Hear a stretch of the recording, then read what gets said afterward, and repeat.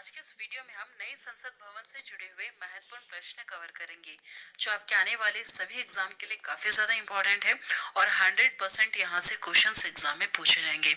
Video को ध्यान से देखिएगा, ट्रेंडिंग टॉपिक है और काफी ज्यादा डिमांड में है। लास्ट में क्वेश्चन भी पूछा है मैंने आप सभी लोगों से, जिसका आंसर आपको कमेंट करके बताना है। शुरू करते हैं फर्स्ट क्वेश्चन से। भारत के नए संसद भवन का उद्घाटन कब किया गया?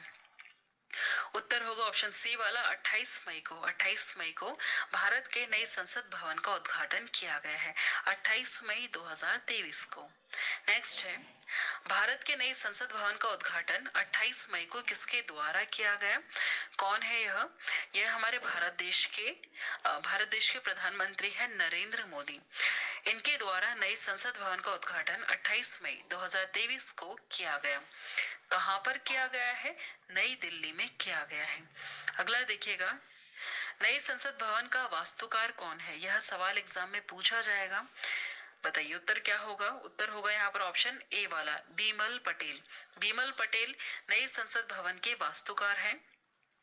कुछ एक्स्ट्रा पॉइंट्स भी हम यहाँ पर कवर करेंगे। देखिए, नई संसद भवन का निर्माण टाटा प्रोजेक्ट ने किया है, जबकि इसके डिजाइन को अहमदाबाद की company HCP design and management private limited ने अंजाम दिया है। अगला सवाल है, नए भवन को बनाने में लगभग कितने करोड़ रुपए खर्च किए गए हैं? देखिए 1200 करोड़। कितने? 1200 करोड़ रुपए में बनकर तैयार हुआ है नया भवन हमारा। ठीक है, नया संसद भवन। यहाँ पर आप पीछे देख रहे होंगे, ये जो गोल आकार में बना हुआ है यह पुराना है। ये बना था 1921 में, शुरू हो गया था इसका काम बनना और 1927 में यह बनकर तैयार हो गया था। ये पुराना वाला संसद भवन, इसको बनने में उस समय 83 लाख इतने रुपए का ही खर्च आया था। लेकिन अब जो बनाया गया है सन 2023 में जो बनकर तैयार हुआ है, इसको बनाने में 1200 करोड़ रुपए का खर्च आया है। चलिए नेक्स्ट है, नए भवन के लोकसभा चैम्बर में कितने सदस्यों के बैठने की क्षमता है? कितने इसमें बैठ सकते हैं? देखिए 888 सदस्य इसमें बैठ सकते हैं। इतने बैठ सकते हैं, याद रखिएगा, काफी ज्यादा इंपॉर्टेंट पॉइंट। एक्स्ट्रा पॉइंट्स यहाँ पर कवर करेंगे। नए भवन के लोकसभा चैम्बर में 888 सदस्य और राज्यसभा के चैम्बर में 384 सदस्य बैठ सकते हैं। दोनों सदनों की संयुक्त बैठक होने पर लोकसभा कक्ष में कुल 1280 सदस्यों के बैठने की व्यवस्था की गई है। बहुत ज्यादा बड़ा बनाया गया है। नई संसद भवन की आधारशिला कब रखी गई थी? कब रखी गई थी? तो उत्तर होगा ऑप्शन ए वाला, 10 सितंबर 2020 को नई संसद भवन की आधारशिला रखी गई थी। याद रखिएगा, इंपॉर्टेंट है। देखिए एक्स्ट्रा पॉइंट्स, पीएम मोदी ने 10 दिसंबर 2020 को नए भवन की आधारशिला रखी थी और 3 साल से कम समय में यह बनकर तैयार हो गया। ज्यादा समय नहीं लगा, 3 साल में ही यह बनकर तैयार हो गया था। और जो पहले बनाया गया था, जो पुराना बनाया गया था, उसको बनने में करीबन 5 साल के आसपास का समय लगा था, है ना। ये देखिए, अगर हम वर्ग मीटर की हम बात करें कि कितने एरिया को घेर रहा है, तो 64,500 वर्ग मीटर में फैली ये 4 मंजिला इमारत है, जो किस शेप में बनी है, किस आकार में? त्रिकोणीय आकार की बनी हुई है। ठीक है, यह शेप भी आप याद रखिएगा। जो पुराना है वह गोल आकार में बना है, लेकिन जो अब नया बना है यह 4 मंजिल भी है और त्रिकोणीय आकार में बना हुआ है। चलिए अगला देखिएगा, संसद भवन में कितने प्रवेश द्वार हैं? कितने मुख्य प्रवेश द्वार है इसमें? तो 3 है। ठीक है, 3 है। तीनों का वैसे अलग अलग नाम है। देखिए आगे गौर करते हैं। इस इमारत के 3 मुख्य द्वार हैं। एक का नाम है ज्ञान द्वार, दूसरा है शक्ति द्वार और तीसरा है कर्म द्वार, है ना। ज्ञान, शक्ति, कर्म द्वार, ये 3 मुख्य इसके द्वार हैं। इसमें VIP सांसदों और आगंतुकों के लिए अलग अलग प्रवेश द्वार भी बनाए गए हैं। नेक्स्ट क्वेश्चन है, नई संसद में लोकसभा कक्ष की थीम क्या है? जैसे आप यहाँ पर डिजाइन देख रहे हैं, लोकसभा कक्ष और राज्यसभा कक्ष दोनों की थीम अलग अलग है। जो लोकसभा कक्ष थीम आपको दिख रही है यहाँ पर, अगर आप ध्यान से देखेंगे तो यह राष्ट्र पक्षी मोर के पंख की तरह आपको डिजाइन देखने के लिए मिलेगी। जो हमारे देश का राष्ट्र पक्षी है मोर, उसके ऊपर यह थीम रखी गई है लोकसभा कक्ष की, है ना। चलिए अगला देखिएगा, नई संसद के राज्यसभा कक्ष की थीम क्या है। राज्यसभा की कक्ष की थीम अगर आप देखें, ध्यान से अगर आप देखेंगे तो यह आपको राष्ट्रीय फूल कमल की तरह दिखेगा, ठीक है। दोनों आपको याद रखना है। लोकसभा कक्ष की थीम क्या है, राष्ट्रीय पक्षी मोर है जो ग्रीन कलर में आपको दिख रहा है, और राज्यसभा कक्ष की थीम क्या है, राष्ट्रीय फूल कमल जैसी है, ठीक है। आपको यहाँ पर पूरा लाइट पिंक पिंक इस तरह से कलर देखने के लिए मिलेगा। चलिए नेक्स्ट है, संसद भवन के उद्घाटन के उपलक्ष्य में कितने रुपए का एक विशेष सिक्का जारी किया गया। सिक्का भी जारी किया गया है और डाक टिकट भी जारी की गई है, याद रखिएगा। तो सिक्का, कितने रुपए का सिक्का जारी किया गया है, 75, है ना, 75 रुपए का सिक्का जारी किया गया है इसमें, इस उपलक्ष्य पर। स्पेशल कॉइन है। देखिए, प्रधानमंत्री नरेंद्र मोदी ने रविवार 28 मई को नई संसद भवन का उद्घाटन किया। इस अवसर पर 75 रुपए का सिक्का और एक विशेष स्मारक का डाक टिकट भी जारी किया गया। दोनों पॉइंट आपको याद रखना है, काफी ज्यादा इंपॉर्टेंट है। नेक्स्ट क्वेश्चन है, नई संसद में ऐतिहासिक राजदंड सेंगोल को लोकसभा अध्यक्ष के आसन के समीप स्थापित किया गया। सेंगोल किसका प्रतीक होता है, यह काफी ज्यादा चर्चा का विषय है। देखिए, यह सत्ता हस्तांतरण का प्रतीक है, सत्ता हस्तांतरण का प्रतीक है। यहाँ पर कुछ एक्स्ट्रा पॉइंट्स हम कवर करेंगे। ब्रिटिश शासन से सत्ता हस्तांतरण के प्रतीक ऐतिहासिक सेंगोल को नए संसद भवन में स्थापित किया गया। देश के पहले प्रधानमंत्री जवाहरलाल नेहरू ने अंग्रेजों से सत्ता हस्तांतरण के प्रतीक के तौर पर सेंगोल को लिया था, जो लंबे समय से प्रयागराज के एक संग्रहालय में रखा हुआ था। सेंगोल एक ऐसा राजदंड है जिसे सत्ता पर अधिकार के प्रतीक के रूप में जाना जाता है।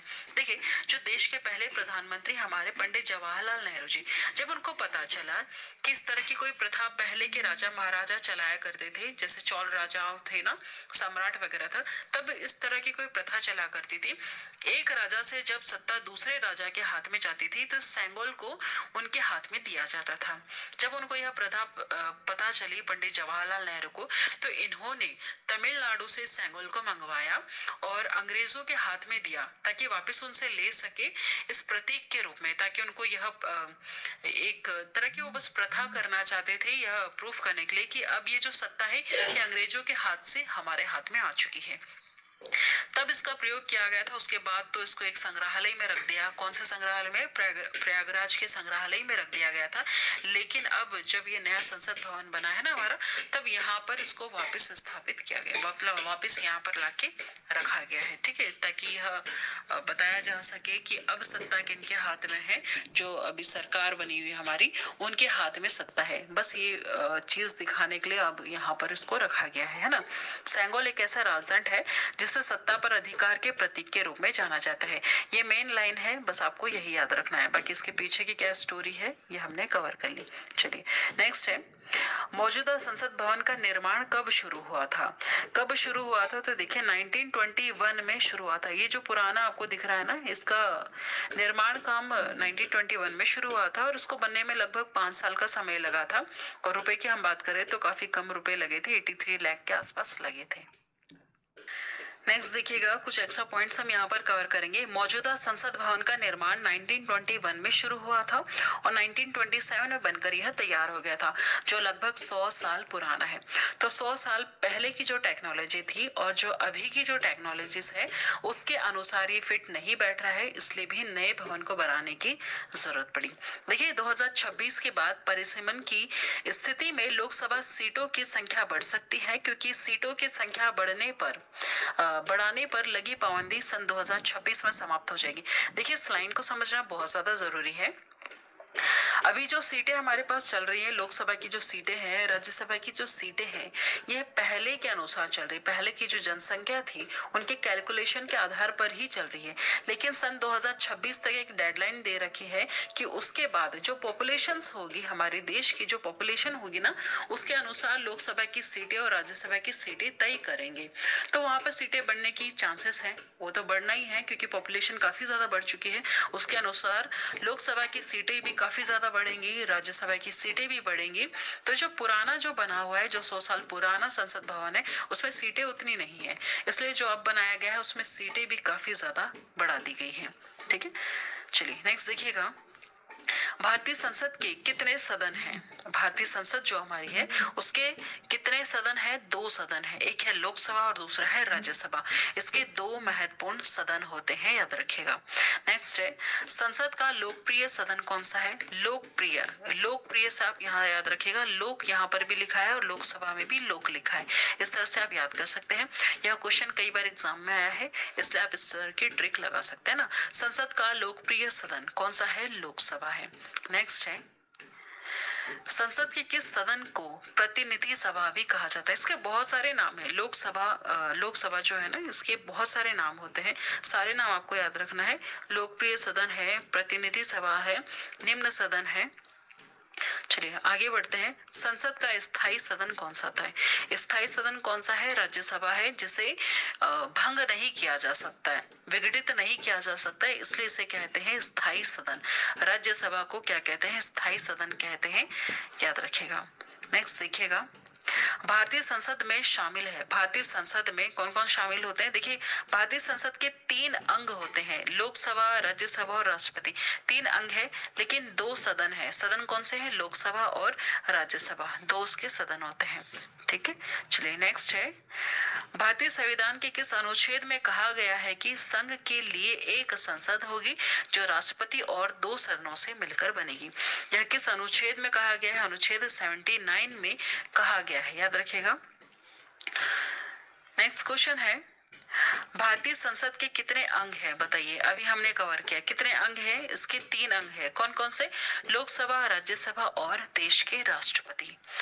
नेक्स्ट देखिएगा, संसद का निम्न और उच्च सदन कौन सा है? निम्न अभी हमने देखा, निम्न होता है लोकसभा, है ना, और उच्च सदन होता है राज्यसभा।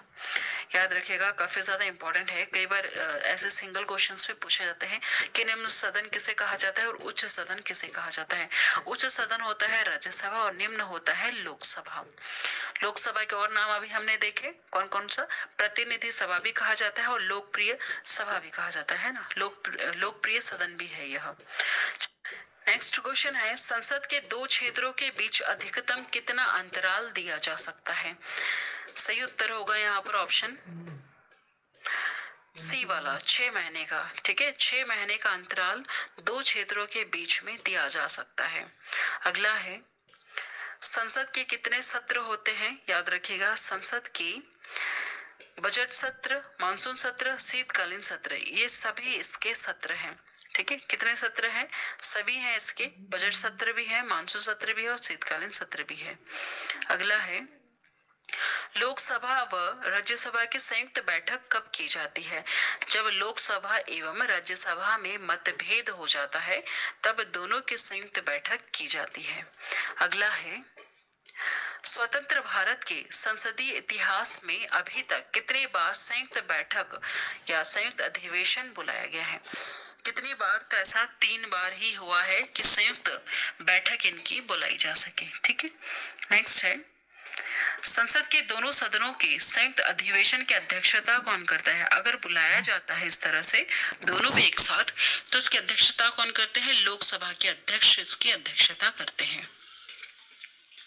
अगला सवाल है, भारत की संचित निधि से धन निर्गम पर किसका नियंत्रण होता है? हमारी जो देश की संसद है उसका नियंत्रण होता है भारत की संचित निधि से धन निर्गम का।